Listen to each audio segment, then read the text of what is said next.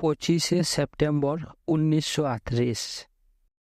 যুগ বশিষ্ঠের দুটি শ্লোকের উল্লেখ হল, যেখানে ম্লেচ্ছ দেশে ও বিচার ক্রিয়া থাকার কথা আছে।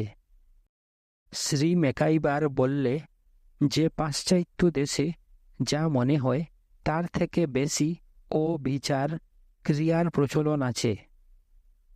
তারপর লেখক স্মরণ করলে যে শ্রী পল ব্রান্টন একবার বলেছিলেন যে একজন মহিলার ও বিচার ক্রিয়ার সঙ্গে সম্বন্ধ থাকায় তিনি তাকে স্পষ্টই বই করতেন। শ্রী ভগবান জিজ্ঞাসা করলেন যে ভদ্রলোকটি দেবিকালুত্তর পড়েছে কিনা। তখন তিনি বললেন যে সেখানে ও বিচার প্রয়োগের নিন্দা করা হয়েছে। তিনি আরও যোগ করলেন যে এরূপ ক্রিয়ায় একজন নিজেরই বিনাশ ঘটায়। অবিদ্যা নিজেই অনিষ্টকারী আর একজনকে আত্মঘাতী হতে প্ররোচিত করে। এর সঙ্গে আবার ও বিচার ক্রিয়া যোগ করা কেন? ভক্ত: ও বিচার ক্রিয়া দ্বারা পীড়িত ব্যক্তির প্রতিক্রিয়া অর্থাৎ প্রতিরোধ কি? মহারিষি: ভক্তি। ভক্ত: ও প্রতিরোধী লাঞ্ছনা ইত্যাদি সকল প্রকার মন্দের একমাত্র প্রতিকার বলে মনে হচ্ছে। মহারিষি: ঠিক তাই। যদি একজন অন্যের কুৎসা বা ক্ষতি করে, তবে তার প্রতিকার প্রত্যুত্তর বা প্রতিরোধ করলে হয় না, কেবল শান্ত হয়ে থাকো। এই শান্তি উপদ্রুত ব্যক্তির মনে শান্তি আনবে, আর অপরাধী যতক্ষণ না দোষ স্বীকার করবে ততক্ষণ তাকে অস্থির করে তুলবে। স্মরণাতীতকাল থেকে ভারতে মহাত্মাদের উপর ও বিচার ক্রিয়া প্রয়োগ করা হয়ে আসছে। দারুক বনের তপস্বীরা স্বয়ং শিবের উপর এটা প্রয়োগ করেছিল। তারপর আলোচনা আবার ব্রহ্মলোকের বিষয় ঘুরে গেল। শ্রী ভগবান বললেন যে ব্রহ্মলোক আর আত্মলোক একই। আবার ব্রহ্মৈব লোক হল ব্রহ্মলোক, অর্থাৎ ব্রহ্ম স্বয়ংই লোক, আর ব্রহ্মই আত্মা। সুতরাং ব্রহ্মলোক কেবলমাত্র আত্মাই। লোক ও আলোক সমার্থ। এটাই উল্লাদু নারপদ্দুর অর্থাৎ সদ্বিদ্যার আন্দামিল্লাকান। লোকৈত্যে ইতি লোক, অর্থাৎ যা দেখা যায় তাই লোক। 27শে সেপ্টেম্বর 1938। একজন তেলেগু পণ্ডিত শ্রী ভি গুপ্ত এখানে দর্শনার্থে এসেছে। আলোচনা প্রসঙ্গে শ্রী ভগবান বললেন, অহংকৃতি অর্থাৎ অহংকার আর অহম এক নয়। দ্বিতীয়টি পরম সত্য, অপরপক্ষে প্রথমটি অহংকার। সত্য অনুভবের আগে একে দমন করতে হবে।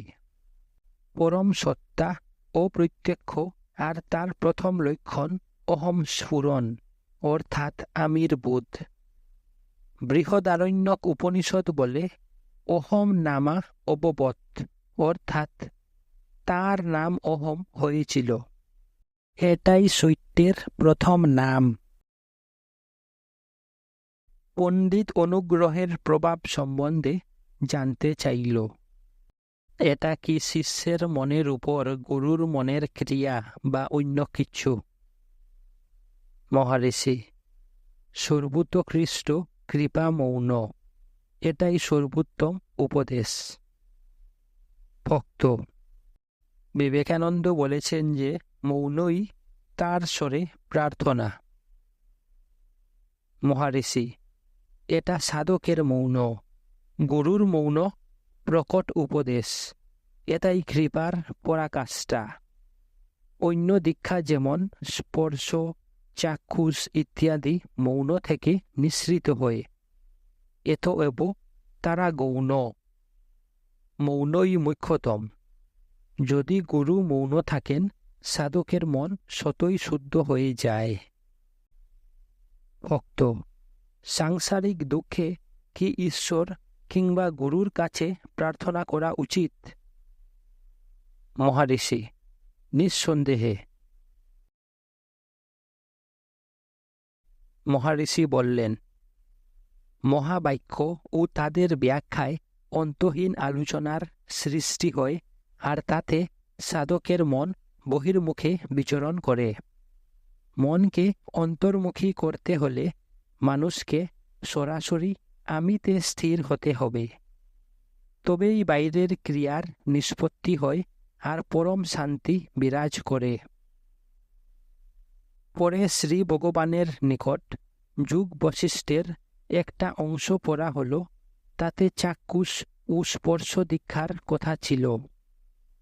শ্রী ভগবান বললেন, শিষ্যেরা তার কাছে উপস্থিত হলে দক্ষিণামূর্তি মৌন অবলম্বন করেছিলেন। এটাই সর্বোৎকৃষ্ট দীক্ষা। অন্যান্য দীক্ষা এর অন্তর্গত। অন্যান্য দীক্ষায় বিষয় ও বিষয় সম্বন্ধ আছে। প্রথমে বিষয়ের উদয় হয়, তারপর বিষয়। এ দুটি না থাকলে একজন কি করে অন্যকে দেখে বা স্পর্শ করে? মৌন দীক্ষাই পরম শ্রেষ্ঠ।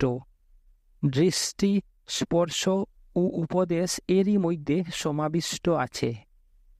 এটাই অন্যকে সর্বতোভাবে শুদ্ধ করে আর সত্যে প্রতিষ্ঠিত করে। একজন অস্ট্রেলিয়ান ভদ্রলোক শ্রী লুমান এখানে দর্শনার্থে এসেছে। সে মনে হয় হিন্দু দর্শন পড়েছে। সে একত্বে বিশ্বাস করে। জীব এখনো ভ্রমে পতিত ইত্যাদি দিয়ে শুরু করলে। মহারিষি: তুমি কিরূপ একত্বে বিশ্বাস করো? সেখানে জীবের স্থান কোথায়? ভক্ত: একত্ব পরম তত্ত্ব।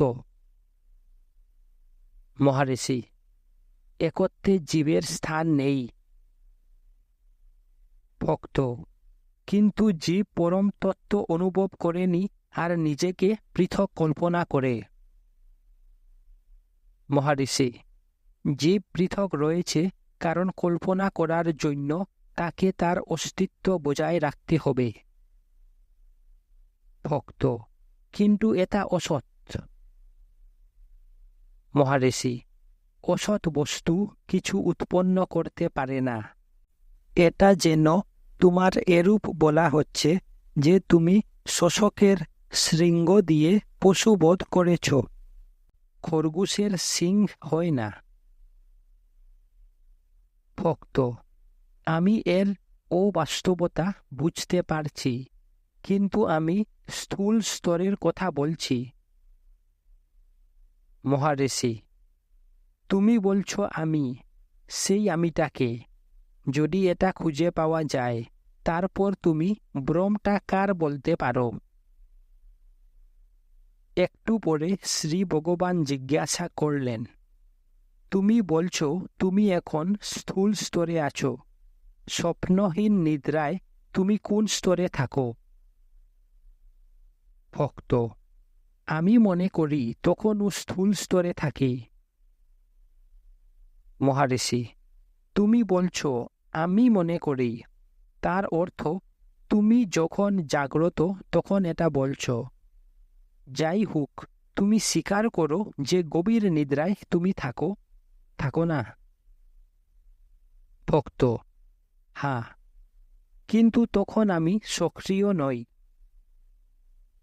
মহারিষি: সুতরাং তুমি সুষুপ্তিতে ছিলে। তুমি বরাবর আছো, তাই না? ভক্ত: হ্যাঁ। মহারিষি: পার্থক্য এই যে তুমি সুষুপ্তিতে ক্রিয়াশীল ছিলে না, বরং এখন জাগ্রত অবস্থায় তুমি চিন্তা শক্তিযুক্ত আর সুষুপ্তিতে চিন্তা ক্রিয়া রহিত, তাই না? ভক্ত: হ্যাঁ। মহারিষি: তবে তোমার প্রকৃত স্বরূপ কোনটা? এটা কি চিন্তা শক্তিযুক্ত কিংবা চিন্তা শক্তি মুক্ত অবস্থা। ভক্ত: এখন বুঝতে পারছি, কিন্তু সুষুপ্তিতে আমি আমার সত্তার সম্বন্ধে সচেতন ছিলাম না। মহারিষি: সেটা তুমি এখন বলছ, তুমি তোমার সুষুপ্তিতে এ কথা বলো না, কিংবা তুমি কি তোমার সত্তা সুষুপ্তিতে আপন অস্তিত্ব অস্বীকার করো? ভক্ত: না। মহারিষি: আশয় এই যে তুমি উভয় অবস্থাতেই থাকো, পরম সত্তাই আত্মা। তুমি সত্তা সম্বন্ধেও সচেতন, সেই সত্তাই আবার চেতনা, অর্থাৎ সৎ ও চিৎ।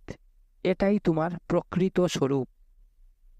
ভক্ত: কিন্তু আত্মজ্ঞানের জন্য চিন্তার প্রয়োজন হয়। মহারিষি: সেই চিন্তা শক্তির লক্ষ্য হল সকল চিন্তা দূর করা। ভক্ত: আমার অজ্ঞানের জন্য আমি পরম সৎ চিৎকে অনুভব করতে পারছি না। মহারিষি: আমিটা কে? অজ্ঞানটা কার? তুমি যে উপলব্ধি করেই রয়েছ তার প্রমাণের পক্ষে এই প্রশ্নগুলোর উত্তরই যথেষ্ট। এমনকি কেউ আছে যে তার অস্তিত্ব অস্বীকার করে? কিংবা কেউ কি বলে যে সে তার সুষুপ্তিতে ছিল না? এরূপে বিশুদ্ধ অস্তিত্ব স্বীকার করা হয়। স্বীকার করার অর্থ চেতনা। সেজন্য সকল মানুষই আত্মজ্ঞানী, অজ্ঞানী লোক একটিও নেই। ভক্ত: হ্যাঁ, আমি বুঝেছি, কিন্তু আমার একটা ছোট প্রশ্ন আছে। আত্মজ্ঞানের অবস্থা নিষ্কাম অবস্থা। একজন মানুষ যদি কামনা শূন্য হয়, সে আর মানুষ থাকে না। মহারিষি: তুমি সুষুপ্তিতে তোমার অস্তিত্ব স্বীকার করো, তখন তুমি সক্রিয় থাকো না। তোমার স্থূল দেহ সম্বন্ধে কোনো চিন্তা ছিল না। তুমি নিজেকে এই দেহে সীমিত মনে করো না। সুতরাং তোমার আত্মা থেকে পৃথক কিছু দেখনি। এখন তোমার জাগৃতিতে তুমি সেই অস্তিত্ব রূপেই আছো, আর তার উপর শরীররূপ উপাধি যুক্ত হয়েছে। এই উপাধির জন্যই তোমার বিষয় দর্শন হচ্ছে, সে কারণে কামনা জাগছে। কিন্তু তোমার কামনা শূন্য সুষুপ্তি অবস্থায় তুমি এখনকার থেকে কিছু কম সুখী ছিলে না। তোমার কোনো অভাববোধ ছিল না। তুমি কামনাগুলোকে আশ্রয় দিয়ে নিজেকে ক্লিষ্ট করোনি। কিন্তু এখন তুমি তাদের প্রশ্রয় দিচ্ছ, কারণ তুমি একটা মানুষের শরীরের মধ্যে নিজেকে সীমিত করেছ। তুমি এই উপাধি ধরে রাখতে ইচ্ছা করো কেন? আর কামনাকেই বা প্রশ্রয় দাও কেন? শ্রী ভগবান বলে চললেন, শরীর কি তোমায় বলে যে সে আছে? সেটা নিশ্চয় শরীর থেকে পৃথক অন্য একটা কিছু যে সচেতন থাকে। সেটা কি? তুমি কি বলতে চাও যে এটা আমি, অর্থাৎ অহংকার, যেটা ব্যক্তির ঘুম থেকে জেগে ওঠার সঙ্গে জেগে উঠে? বেশ, তাই যেন হলো। শরীর চেতন নয়। পরম সত্তাও কিছু বলে না। অহংকারী বলে, একজন সুষুপ্তিতে মুক্তি চায় না। এ আকাঙ্ক্ষা কেবল জাগ্রত অবস্থায় উঠে। এরূপ জাগ্রত অবস্থার ক্রিয়াগুলো অহংকারের, যা আমিরই সমপর্যায়। এই আমিটাকে খুঁজো। এরূপ করলে আর আমি হয়ে থাকলে এই সব সংশয় দূর হয়ে যাবে। 28শে সেপ্টেম্বর 1938। কয়েকজন কংগ্রেসি ভদ্রলোক মহর্ষিকে নিম্নোক্ত প্রশ্নগুলো লিখে জানালে। 1. ভারতকে আর কতদিন দাসত্ব ভোগ করতে হবে? 2. ভারতের সন্তানেরা কি তার স্বাধীনতার জন্য যথেষ্ট ত্যাগ স্বীকার করেনি? 3. মহাত্মা গান্ধীর জীবিতকালে ভারত কি স্বাধীন হবে? উপরিউক্ত প্রশ্নের কোনো স্পষ্ট উত্তর দেওয়া হলো না। শ্রী ভগবান কেবল মন্তব্য করলেন, গান্ধীজি ঈশ্বরের কাছে নিজেকে সমর্পণ করেছেন আর তার নির্দেশে নিঃস্বার্থভাবে কাজ করেন। তিনি ফলের জন্য চিন্তা করেন না, কিন্তু যা ঘটে তাকে স্বীকার করে নেন। জাতীয় কর্মীদের এইরূপ দৃষ্টিভঙ্গি হওয়া উচিত। প্রশ্ন, কাজটা কি সফল হবে? মহারিষি, এ প্রশ্নটা উঠছে কারণ প্রশ্নকর্তা নিজেকে সমর্পণ করেনি। প্রশ্ন, তবে কি আমরা দেশের জন্য চিন্তা ও কাজ করব না? মহারিষি, আগে নিজের ব্যবস্থা করো, বাকি সব আপনা হতে হবে।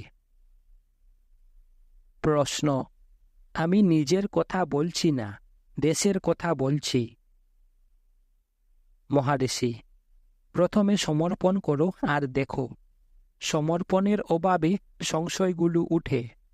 সমর্পণের দ্বারা শক্তি লাভ করো, তখন দেখবে যে তোমার শক্তির মাত্রার অনুপাতে পরিবেশও উন্নত হয়েছে। প্রশ্ন, আমাদের কাজটা শ্রেয় কি না তা কি জানা উচিত নয়? মহারিষি, দেশের কাজে গান্ধীজির আদর্শ অনুসরণ করো। সমর্পণী মন্ত্র। শ্রী ভগবানকে নিম্নলিখিত চিঠিটিও দেওয়া হল। আমরা 4 জন কুর্গ থেকে এসেছি আর ভারতীয় জাতীয় কংগ্রেসের কার্যনির্বাহক সমিতির সদস্য রূপে দিল্লি গিয়েছিলাম, এখন ফিরে যাচ্ছি। আমরা কুর্গ কংগ্রেস কমিটির প্রতিনিধি। কুর্গ কংগ্রেস কমিটি ও কুর্গের জনসাধারণের জন্য কৃপা করে আমাদের কিছু বাণী দিন। যখন কাগজটা তার হাতে দেওয়া হলো, শ্রী ভগবান বললেন যে একই উত্তর এখানেও খাটে। সমর্পণ শব্দেই বাণী রয়েছে। 29 সেপ্টেম্বর 1938। একজন দর্শনার্থী শ্রী ভগবানকে বললে, আমি জ্ঞান লাভ করতে চাই। মহারিষি, কে জ্ঞান লাভ করতে চায়? ভক্ত, আমি চাই। মহারিষি, এই আমিটা কে? আমিটা খুঁজো ও তারপর দেখো আরও জ্ঞানের প্রয়োজন আছে কিনা। 2 অক্টোবর 1938। একটি তীর্থযাত্রী স্পেশাল ট্রেন বাংলাদেশ থেকে কয়েকজন দর্শনার্থী নিয়ে এলো। তাদের মধ্যে একজন বললে যে সে শ্রী পল ব্রান্টনের বই পড়ে অবধি শ্রী ভগবানকে দেখার জন্য ব্যাকুল হয়েছে। সে আরও জিজ্ঞাসা করলে, আমার প্রবৃত্তি আমি কি করে দমন করব? মহারিষি, এদের মূল খুঁজো, তারপর এটা সহজ হবে। প্রবৃত্তি কি? কাম, ক্রোধ ইত্যাদি।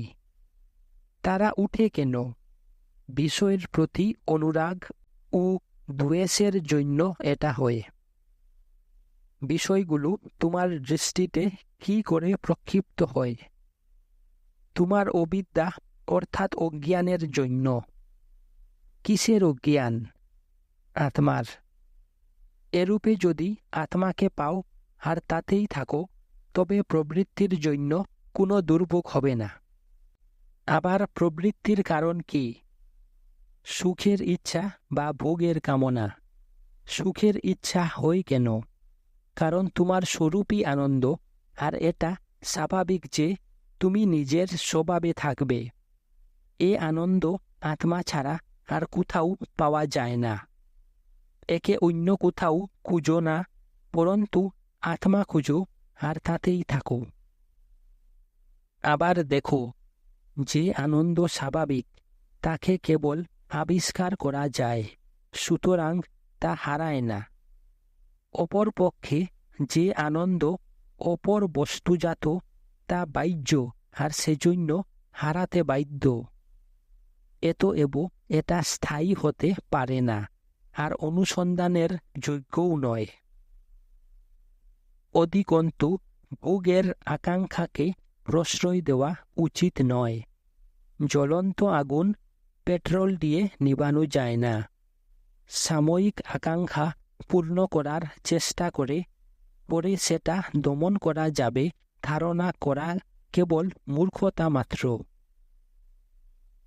নিঃসন্দেহে প্রবৃত্তি দমনের আরও অন্যান্য উপায় আছে। সেগুলো পরিমিত খাদ্য গ্রহণ, উপবাস, যৌগিক ক্রিয়া, ঔষধ। কিন্তু তাদের উপযোগিতা সাময়িক। প্রতিবন্ধক সরিয়ে নিলে সেগুলো আরও প্রবল বেগে জেগে ওঠে। সেগুলোকে একেবারে ত্যাগ করাই একমাত্র উপায়। এটা পূর্বকথিত উৎসের অনুসন্ধানে হয়। আরও একজন যাত্রী জিজ্ঞাসা করলে, আমি একজন গৃহস্থ। একজন গৃহস্থের পক্ষে কি মুক্তিলাভ সম্ভব? আর তা যদি হয় তবে কি উপায়ে হয়? মহারিষি: আচ্ছা, পরিবার কি? কার পরিবার? যদি এই প্রশ্নগুলোর উত্তর পাওয়া যায়, অন্য প্রশ্নগুলোর স্বতই সমাধান হয়ে যাবে। বলো দেখি, তুমি পরিবারে রয়েছ কিংবা পরিবার তোমাতে রয়েছে? দর্শনার্থী উত্তর দিলে না। তখন শ্রী ভগবান বললেন, তুমি কে? তোমার জীবনের 3টি অবস্থা আছে: জাগ্রত, স্বপ্ন ও সুষুপ্তি। তুমি সুষুপ্তিতে পরিবার ও তার বন্ধন সম্বন্ধে সচেতন নও। সুতরাং এ প্রশ্নগুলো তখন উঠে না। কিন্তু তুমি এখন পরিবার ও তার বন্ধন সম্বন্ধে সচেতন, আর তার জন্য মুক্তি খুঁজছ। কিন্তু তুমি সর্বদাই এক লোক। ভক্ত: যেহেতু এখন আমি পরিবারে রয়েছি, অনুভব করছি, সেজন্য তার থেকে মুক্তি চাওয়াটা যুক্তিযুক্ত। মহারিষি: তোমার কথাটা ঠিক, কিন্তু ভাবো আর বলো, তুমি এ পরিবারে কিংবা পরিবার তোমাতে? আরও একজন দর্শনার্থী বাধা দিলে, পরিবার কি? মহারিষি: ঠিক তাই, এটা জানা উচিত। ভক্ত: আমার স্ত্রী ও ছেলে মেয়ে আছে, তারা আমার উপর নির্ভর করে, এটাই পরিবার। মহারিষি: পরিবারের লোকেরা কি তোমার মনকে বেঁধে রাখে? তুমি নিজেকে তাদের সঙ্গে যুক্ত করো। তারা কি তোমার কাছে এসে বলে, আমরা তোমার পরিবার, আমাদের সঙ্গে থাকো? কিংবা তুমি তাদের পরিবার বলে ভাবো আর তাদের সঙ্গে নিজেকে সংযুক্ত মনে করো?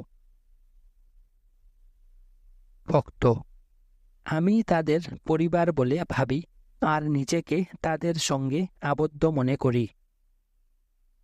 মহারিষি: ঠিক তাই। যেহেতু তুমি মনে করো যে অমুক আমার স্ত্রী আর অমুক অমুক আমার ছেলে মেয়ে, সেজন্য তুমি নিজেকে তাদের সঙ্গে সংযুক্ত মনে করো। এ চিন্তাগুলো তোমার, তাদের অস্তিত্ব তোমার ভিতরে রয়েছে। তুমি এ চিন্তাগুলোকে প্রশ্রয় দিতে বা ত্যাগ করতে পারো। প্রথমটা বন্ধন আর দ্বিতীয়টা মুক্তি। ভক্ত: এটা আমার কাছে স্পষ্ট হলো না। মহারিষি: তোমার চিন্তা করার জন্য তুমি নিশ্চয় আছো। তুমি এ চিন্তা বা অন্য চিন্তা করতে পারো। চিন্তাগুলো পরিবর্তনশীল, কিন্তু তুমি নও।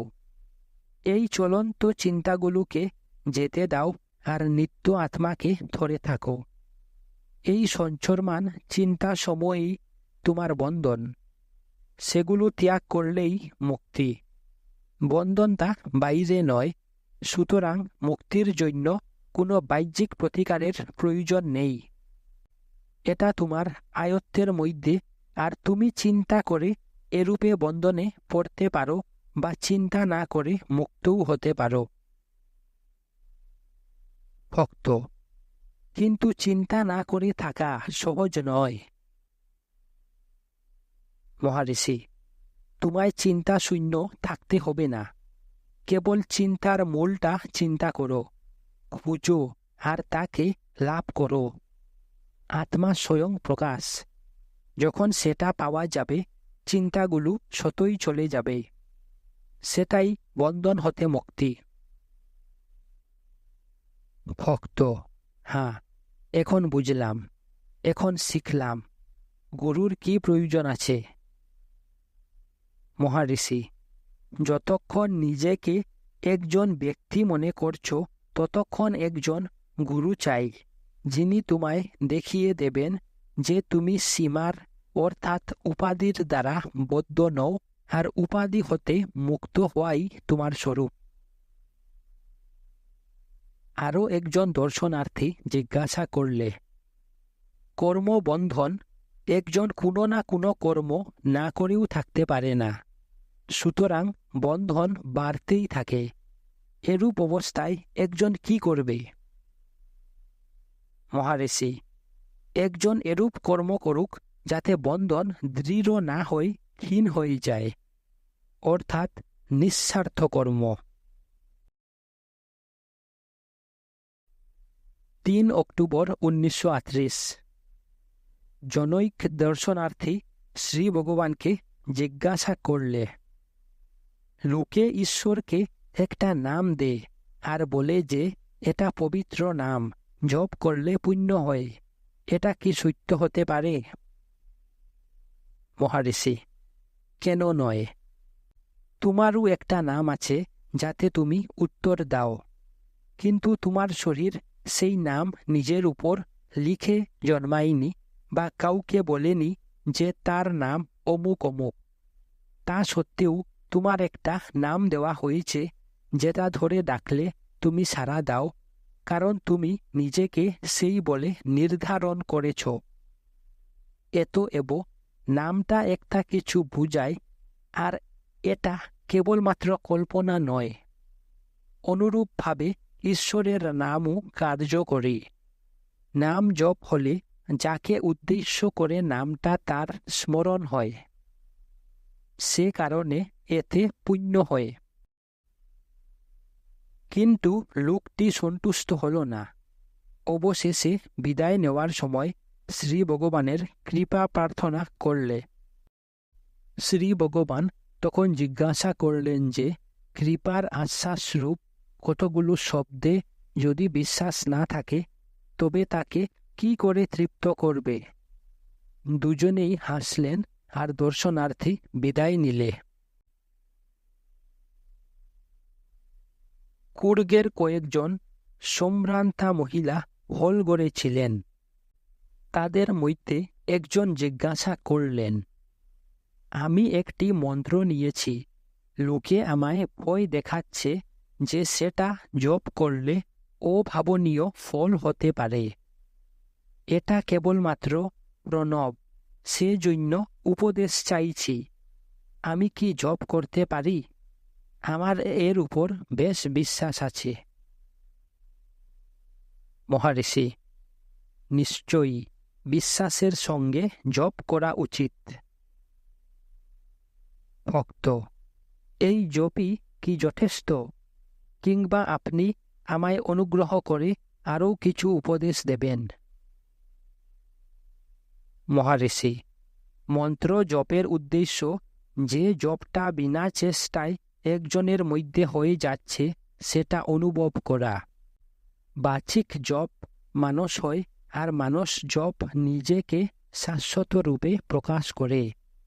সেই মন্ত্রই ব্যক্তির স্বরূপ, সেটাই তার আত্ম উপলব্ধির অবস্থা। ভক্ত: এরূপে কি সমাধির আনন্দ লাভ করা যায়? মহারিষি, জপ মানস হয় আর শেষে আত্মরূপে নিজেকে প্রকাশ করে, সেটাই সমাধি। ভক্ত, আমাকে অনুগ্রহ করুন আর আমার চেষ্টাকে শক্তিমান করুন।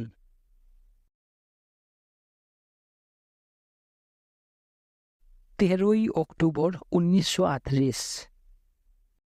একজন মধ্যবয়স্ক আন্ধ্র ভদ্রলোক জিজ্ঞাসা করলে, দৃষ্টি স্থির রাখার জন্য বা মন একাগ্র করার জন্য ঈশ্বর চিন্তার কি প্রয়োজন আছে? মহারিষি, সাধনাটা কি? ভক্ত, দৃষ্টি স্থির করা। মহারিষি, কিসের জন্য? ভক্ত, একাগ্রতার জন্য। মহারিষি, এই সাধনায় চোখের কাজ ঠিকই হবে, কিন্তু এই অভ্যাসে মনের কাজ কোথায়? ভক্ত, তার জন্য কি করব? মহারিষি, নিঃসন্দেহে ঈশ্বর চিন্তা। ভক্ত, অভ্যাসে কি লোকে অসুস্থ হয়? মহারিষি, হতে পারে, কিন্তু আপনা হতে সব ঠিক হয়ে যাবে। ভক্ত, আমি দিনে 4 ঘন্টা ধ্যান ও 2 ঘন্টা ত্রাটক অভ্যাস করেছিলাম। অসুস্থ হয়ে পড়ি। তখন অন্যেরা বলে যে এটা আমার সাধনার জন্য হয়েছে, সুতরাং ধ্যান করা ছেড়ে দিয়েছি।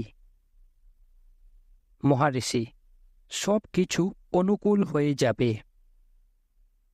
ভক্ত, চোখের দৃষ্টি কি স্বাভাবিকভাবে স্থির হওয়া ভালো নয়? মহারিষি, কি বলতে চাও? ভক্ত, দৃষ্টি স্থির করার জন্য কি অভ্যাসের প্রয়োজন আছে, কিংবা একে স্বাভাবিকভাবে হতে দেওয়া ভালো? মহারিষি, কোনো কিছুকে স্বাভাবিক করার চেষ্টা ছাড়া অভ্যাস আর কি? দীর্ঘ অভ্যাসের ফলে এটা স্বভাব হয়। ভক্ত, প্রাণায়ামের কি প্রয়োজন আছে? মহারিষি, হ্যাঁ, এটা উপকারী। ভক্ত, আমি এটা অভ্যাস করিনি, কিন্তু আমি কি এটা শুরু করব?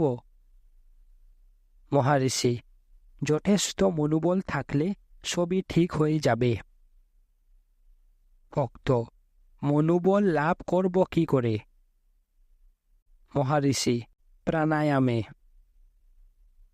ভক্ত, খাদ্য নিয়ন্ত্রণের কি প্রয়োজন আছে? মহারিষি, নিশ্চয় সাহায্যকারী। ভক্ত, আমার ধ্যান কি নিরাকার কিংবা সাকারের হবে? মহারিষি, কি বলতে চাও? ভক্ত, আমি কি পর্যায়ক্রমে একবার শ্রীকৃষ্ণের ও শ্রীরামের ধ্যান করতে পারি? মহারিষি, ভাবনার অর্থই খণ্ডটা, অর্থাৎ ভেদভাব। 15ই অক্টোবর 1938। কথা প্রসঙ্গে শ্রী ভগবান বললেন যে তিরু জ্ঞান সম্বন্ধর শ্রী অরুণাচলের স্তুতি বন্দনা গান করেছিলেন। তিনি নিম্নলিখিত সংক্ষিপ্ত গল্পটি বললেন। প্রায় 1500 বছর আগে জ্ঞান সম্বন্ধর এক নিষ্ঠাবান ব্রাহ্মণ পরিবারে জন্মগ্রহণ করেন। যখন তিনি 3 বছরের, তার বাবা তাকে শিয়ালির মন্দিরে নিয়ে যান। তাকে পাড়ে রেখে তার বাবা পবিত্র পুষ্করিণীতে স্নান করতে যান। তিনি ডুব দিলে ছেলেটি বাবাকে না দেখতে পেয়ে চিৎকার করে কাঁদতে লাগল। তৎক্ষণাৎ শিব ও পার্বতী বিমানে করে সেখানে উপস্থিত হলেন। পার্বতীকে শিব ছেলেটিকে স্তন্যদুগ্ধ দিতে বললেন। পার্বতী একটি বাটিতে স্তন্যদুগ্ধ নিয়ে ছেলেটিকে পান করতে দিলেন। ছেলেটি পান করে শান্ত হল। বাবা জল থেকে উঠে দেখলেন যে ছেলেটি হাসছে আর তার মুখের চারিপাশে দুগ্ধের দাগ রয়েছে। সুতরাং ছেলেটিকে কারণ জিজ্ঞাসা করলেন। ছেলেটি উত্তর দিলে না। তাকে ভয় দেখানো হলে সে গান গেয়ে উঠল। সেগুলো সেই দর্শনদাতা শিবের স্তুতি।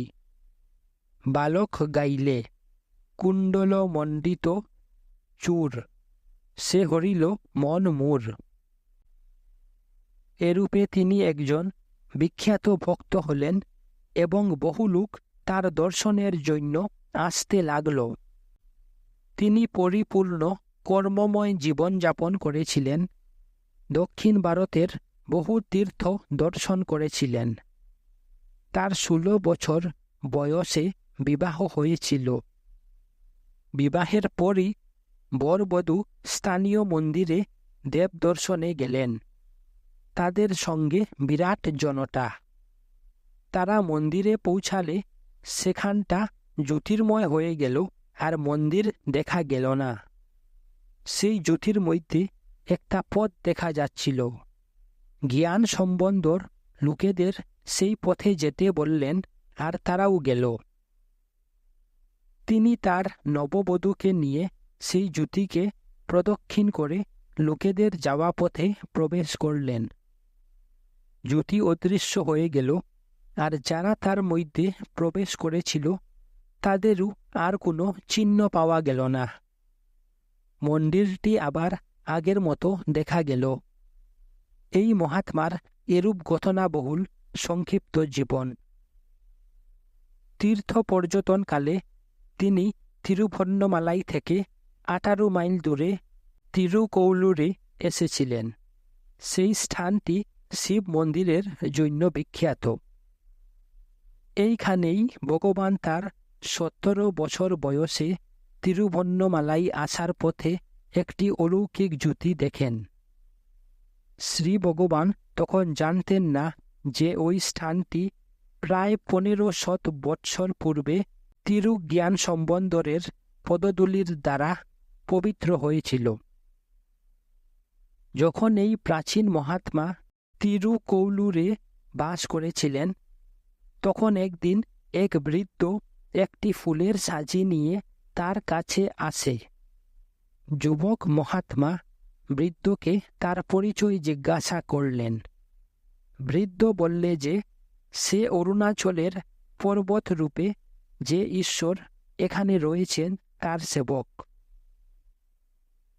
মহাত্মা বললেন, সেটা এখান থেকে কত দূর? বৃদ্ধ বললেন, আমি প্রতিদিন সেখান থেকে এখানে ফুল তুলতে আসি, সুতরাং কাছেই। মহাত্মা বললেন, তবে আমি তোমার সঙ্গে সেখানে যাব। বৃদ্ধ বললেন, সে তো আমার পরম সৌভাগ্য। তারা দুজনে রওনা হলেন। মহাত্মার সঙ্গে বেশ একটা বড় দল। কিছু দূর যাওয়ার পর মহাত্মা আরও কত দূর যেতে হবে জিজ্ঞাসা করতে গেলেন, কিন্তু বৃদ্ধটি ইতিমধ্যে অদৃশ্য হয়েছে। একটু পরে একদল ডাকাত এসে যাত্রীদের ঘিরে ফেললে। তারাও তাদের যথা সর্বস্ব ডাকাতদের দিয়ে দিলে। তারা কোনো প্রকারে তাদের গন্তব্যস্থলে পৌঁছাল। যুবক মহাত্মা ধ্যানে বসলেন। ঈশ্বর আবির্ভূত হয়ে বললেন যে ডাকাতেরা তার প্রমথগণ, আর এও বললেন যে তাদের উদ্দেশ্য সিদ্ধ হবে। সে অনুসারে যাত্রীরা তাদের প্রয়োজনীয় সব কিছু পেল। মহাত্মা শ্রী অরুণাচলের স্তুতি বন্দনা গান করেছিল। একটি পদে তিনি বলেছেন, তুমি জ্ঞান ঘন মূর্তি, তুমি তোমার ভক্তদের দেহাত্মা বোধ দূর করতে সমর্থ। প্রত্যেক দিন রাত্রে হরিণ, বন্য বরাহ ও ভল্লুকের দল পাহাড় থেকে সমতল প্রদেশে খাদ্য অন্বেষণে নেমে আসে, আর সমতল ভূমি থেকে জুথে জুথে হস্তি বিশ্রামের জন্য পাহাড়ের উপরে উঠে সুতরাং বিভিন্ন দল তোমারই সানুতে মিলিত হয়। শ্রী ভগবান বলে চললেন, সুতরাং ১,৫০০ বছর আগে এই পাহাড় নিশ্চয় ঘন জঙ্গলে ভরা ছিল। এই হাজার হাজার বছর ধরে কাটুরে ইত্যাদির দল সব বন কেটে পরিষ্কার করে দিয়েছে। উপমন্যু রচিত ভক্তচরিতে রহস্যময় বৃদ্ধ লোকটির জ্ঞান সম্বন্ধকে শ্রী অরুণাচলের বিষয় বলা কথিকাটি ৩০০ শ্লোকে লেখা আছে। মন্দিরের অর্চকদের মধ্যে একজনের এই বই ছিল, আর সে গত কয়েক মাসের মধ্যে মন্দিরের মামলার ব্যাপারে এটা শ্রী ভগবানকে দেখায়। শ্রী ভগবান শ্লোকগুলো নকল করে নেন। শ্রী ভগবানের ভক্ত ও রমণাশ্রমের আবাসিক আন্নামালাই স্বামীর দিনলিপি থেকে নিম্নলিখিত অংশটি নেওয়া হয়েছে। শ্রী রমণ ভগবানের উপদেশ। ১. যে ব্যক্তি নিষ্কাম হয়ে জগতের সকল কর্ম করে অথচ নিজের মূল স্বরূপটি ভুলে না, সেই প্রকৃত মানুষ। আন্নামালাই স্বামী ধ্যান অভ্যাসের জন্য পাহাড়ের গুহায় একান্তবাসের অনুমতি চাইলে তাকে দেওয়া উত্তর। ২. সে সন্ন্যাসের কথা জিজ্ঞাসা করেছিল, একজন মানুষ কি মুক্তি লাভের জন্য সর্বত্যাগী হবে না? শ্রী ভগবান বলেছিলেন, একজন যে নিজের কর্ম করে আর আমি করি বা আমি এর কর্তা ভাবে না, সে অন্য একজন যে আমি সর্বস্ব ত্যাগ করেছি ভাবে তার থেকে ভালো। এমনকি একজন সন্ন্যাসী যে আমি একজন সন্ন্যাসী ভাবে, সে প্রকৃত সন্ন্যাসী হতে পারে না। অপরপক্ষে একজন গৃহস্থ যে আমি একজন গৃহস্থ এরূপ ভাবে না, সেই প্রকৃত সন্ন্যাসী।